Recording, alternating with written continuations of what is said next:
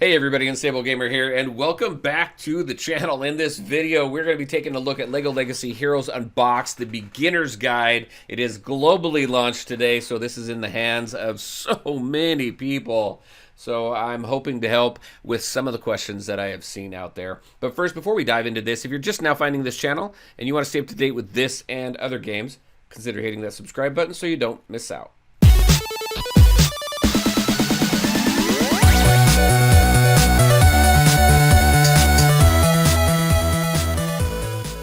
All right, and welcome back. Welcome to the global launch. Welcome to the first beginner's guide for LEGO Legacy Heroes Unboxed. Oh my gosh, there's so much to unpack in this right now. So we're going to go ahead and tackle some of the questions that I've seen in this game, and a lot of them just revolve around how can I most quickly and efficiently run through this game, make the most out of the different currencies and everything that we have. So that's what we're going to go ahead and talk about first. So one of the questions that I get is, what's the quickest way to level in this game?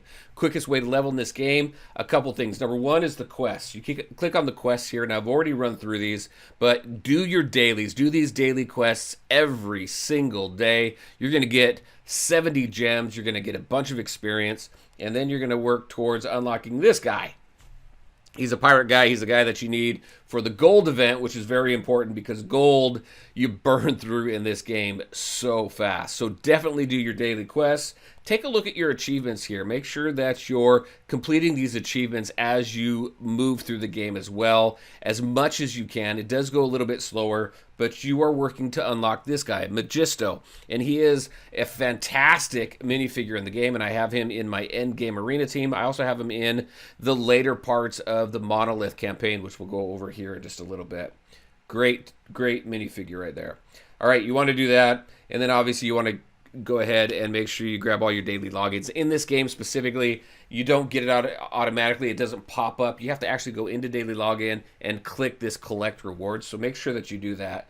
Take advantage of that. Next is all about gems.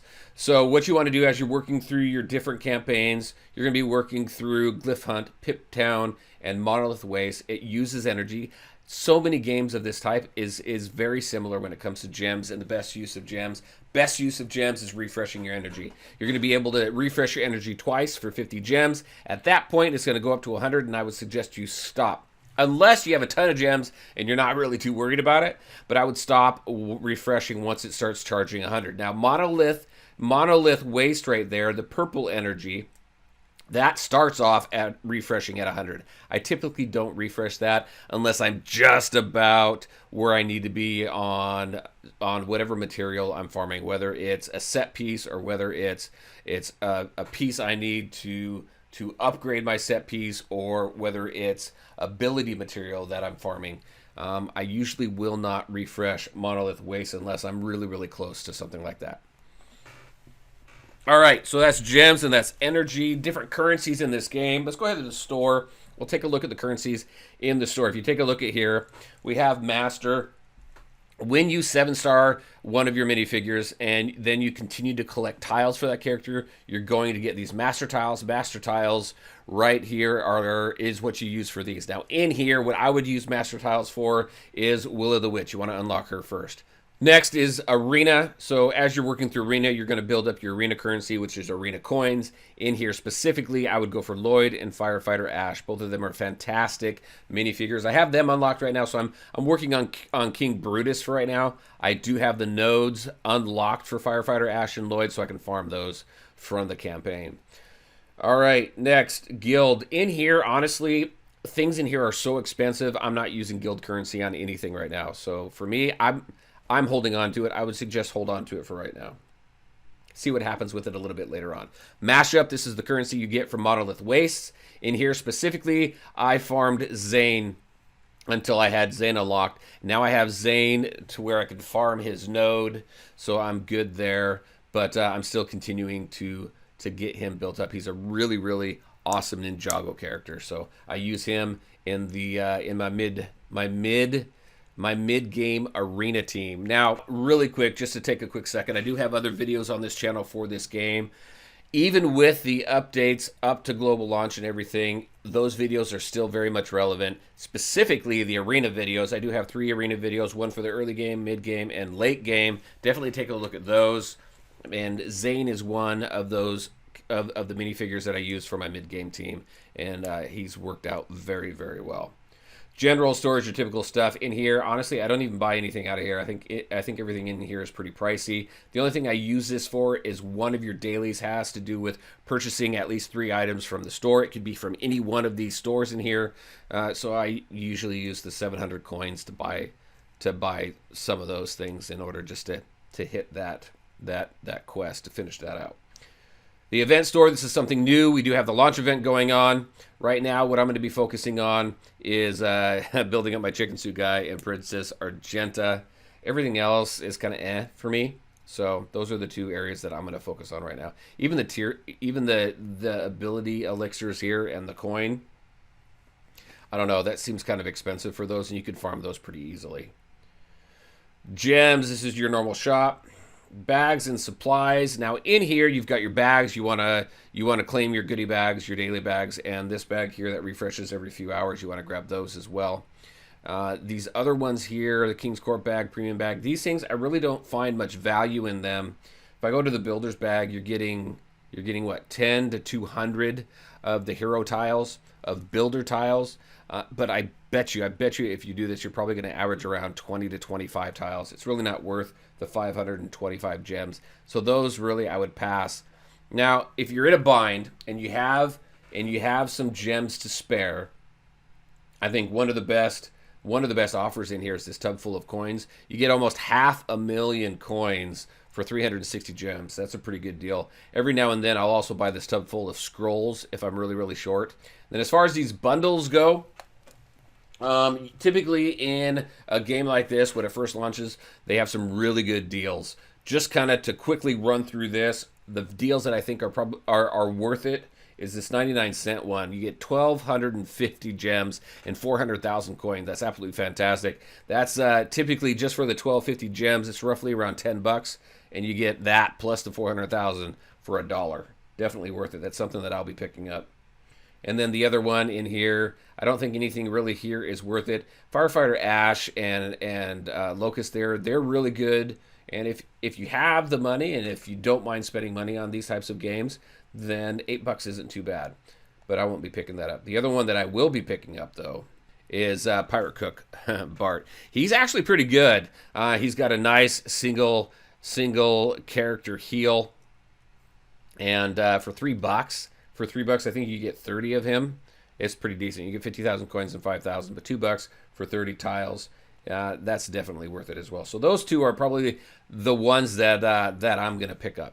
Next is the challenges. You want to go into here. These challenges, you want to do these challenges every single day. Now you can only complete them twice each day, but they're your ability materials. Then you got your gear challenge materials. So you have 1, 2, and 3. 3 is all about tanks and healers. 1 is all about attackers, and 2 is all about your support. You also have your scroll challenge and your coin challenge that you want to take advantage of too. It tells you the days that you have those, so you definitely make sure that you take advantage of your challenges every single day, because that's going to help you level quicker. That's going to help you progress through the campaigns faster. That's going to help you get further up in arena as well. So definitely make sure that you take care of those.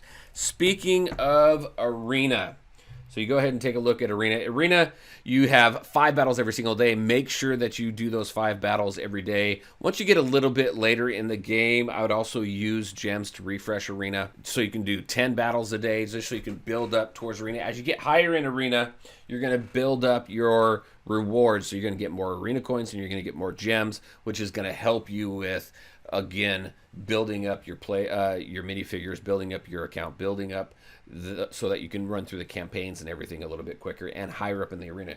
As high as you go, you could get all the way up into here. There's your platinum. Look at that, 300 gems for first, 250 for second, and 200 for third. But be ready for a fight. Be ready for a fight, because that's tough. All right, one thing to mention about Arena as well is that It's a little bit different than some other arenas in some other games. So the team that you use to attack is also the team that is going to automatically be used to defend. So you can't set a defense team. So something to keep in mind. I know that some players, they'll use their offensive team, and then for their last attack of the day, they use a defensive team that they like. And you can do that as well. So just a little bit of strategy there. All right.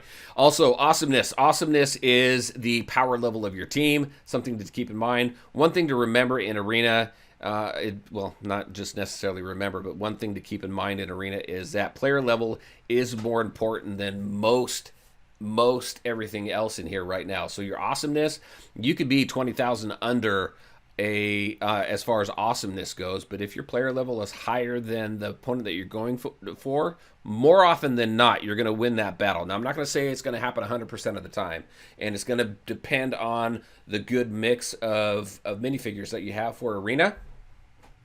But until you get to max level, until you hit level 50, player level, your minifigure level is more important than mostly anything in the game, even star level, in my opinion. I just played through Arena and beat a team that was 20,000 higher than me in awesomeness, and they were all 5 stars, and my whole team's not all 5-star right now. So that is Arena for you. Next are sets. Let's go ahead and take a look at sets. Now, these sets up here, these are things that you're going to, as you play through the game, through Monolith Waste, and there's events that you're going to unlock these different sets. These here enhance your minifigure team in campaigns and in Arena, and they each have different effects. There'll be another video to kind of go over the different sets and stuff like that. But right now, one that you'll get really early on is the Guarded Inn. In my opinion, it's the best set right now, and it has the most diversity and works with most teams that you would want to put together. You have, for the abilities of the Guarded Inn here, whenever a castle hero taunts, then they gain grit up. That's your resistance, essentially. And each hero, doesn't matter what kind of hero they are, they get a heal over time for 1 turn. You max this out, you're going to get heal over time for 3 turns, which is really cool. This best offense here, whenever a hero gains defense up, they also gain attack up for 2 turns and have a 50% chance to inflict accuracy down. Once you max this out, then you get rid of that accuracy down, and that's pretty powerful as well. And then this is cool, Payback, which is a counter. You max this out, then you can see right here, it still stays at a 15% chance to get Payback for 2 turns. But with 15% chance, some of these battles actually last quite a while. 50% chance hits more often than you would think. So I'm pretty happy with that. And then a Castle Tank. Castle Tank heroes get a plus 25% bonus chance. So that bumps that up to a 40% chance to get that payback at the end of the hero's turn. Now a tank, I think that's absolutely awesome. So this is the best set piece in my opinion. Again, there will be another video to go more in depth on set pieces, but they are used to enhance your team, give them special abilities and things like that. And I think it's a pretty cool addition, something that I haven't necessarily seen in a bunch of other turn-based games like this.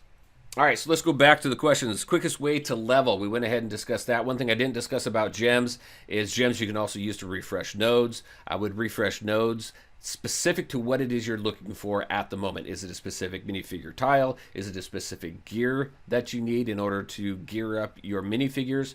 Refresh those nodes to get what you need out of them, specific to what it is that you're looking at. And then best use of gems, we went over that.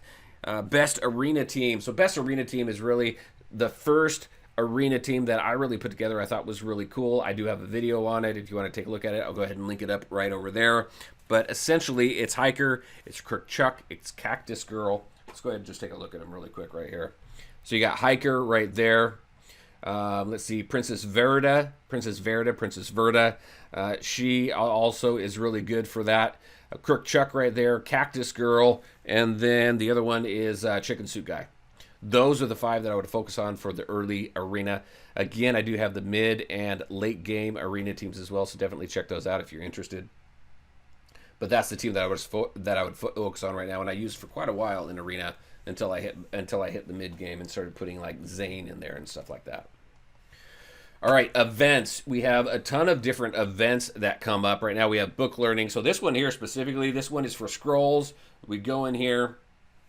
These these specific events require specific minifigures. So this one right here, which you definitely want to make sure that you do, because again, training scrolls, you use up a lot of them. So you want to build up your castle heroes right here. So it tells you what's required, at least 3-star castle heroes. For that one, in order for me to go to my next one, I need 4-star castle heroes. So keep that in mind. So that's that's an early team that you want to build.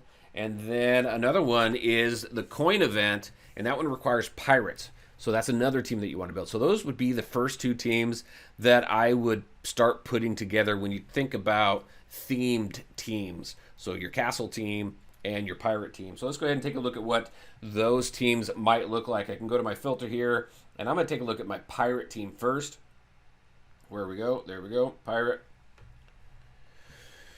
So right here early on, this is pretty much it. So Cook Bart is your healer. You got Argenta, Darwin, and Private LeQuay for pirates. Now, pirates are pretty slim in this game right now. Captain Redbeard, you unlock through your dailies. So those are the 5 that I'm really working on right now to work more toward, to do more and unlock more nodes so I can farm in the coin event. Now, if we take a look at Castle, what I started out with was Princess Verda and Headley. Those 2 you get fairly early on. Master Barnabas you can unlock in campaign. Same with Jester Gogo. Magisto you unlock through achievements. King Brutus, as you can see down there, you unlock through one of the stores. We already talked about that. Willa the Witch, the only way you can unlock her is through the Master Tiles. Princess Storm and Basil the Batlord, I haven't got to them yet. So if I'm taking a look at my castle team, it's going to be that top team right there. And that's the team that I'm currently working on right now. So it's a slow build. You definitely make sure to get through at least the first 3 nodes and unlock those. Because if I go into here and take a look at this node number 3 right here, it's 4,000 scrolls. It's not a ton. This next one's going to give me what, 6,000 scrolls?